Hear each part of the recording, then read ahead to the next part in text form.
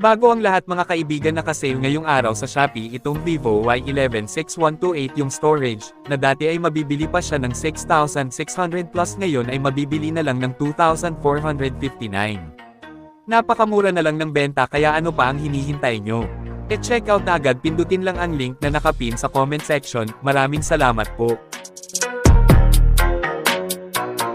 So nagdedelikado pa yata ang Houston Rockets next season dahil sa kakalungkot na balitang nagtamo ng ACL injury ang guard veteran ng kupunan na si Fred VanVleet. Itong grupo ng Houston ay siyang pinaniniwalaan ng maraming fans na dapat kakatakutan ng lahat ng team ng liga, dahil sa dagdag na Kevin Durant sa kanilang grupo ay mapapahinto talaga ang isip natin dito, pero ngayon dahil sa balitang hindi na makakapaglaro sa buong season si Fred VanVleet, ay tumagilid bigla ang grupo na halata at nakita ng marami ang kahinaan ng kupunan. Kulang po sila ng guard na kagaya ni kabayan Jalen Green, dahil sa wala na rin ang anino ni Fred VanVleet sa Houston next season.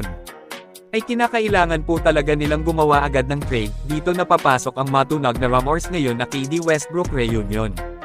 Pwedeng kuhanin ng Rockets si Ross bagaman lumagpas na sa prime si Brody mga kaibigan, pero palag pa rin siya.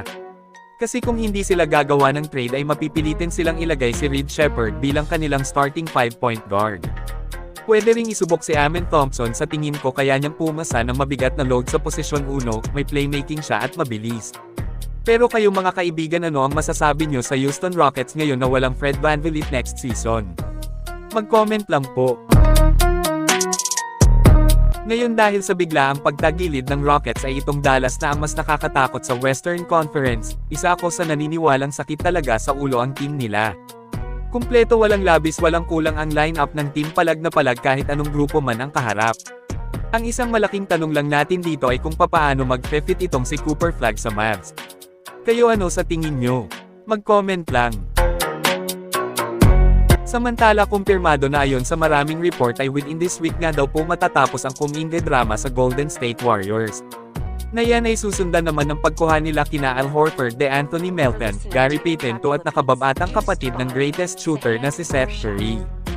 Isang napakagandang balita po ito para sa lahat ng mga fans ng gold-blooded, kasi nasisiguro na ang aksyon pagkatapos ma-finalized ang tungkol kay JK. Kapag natuloy ay sureball na magiging sakit sa ulo ang Dubs sa papalapit na pagsisimula ng panibagong season na naman ng NBA. Kayo mga kaibigan, ano ang masasabi nyo sa GSW kung makuha na ng team ang 4 na magagaling na mga ito? I-comment lang po yan sa ibaba at akin pong babasahin yan. Maraming salamat po, mag-iingat at God bless sa lahat.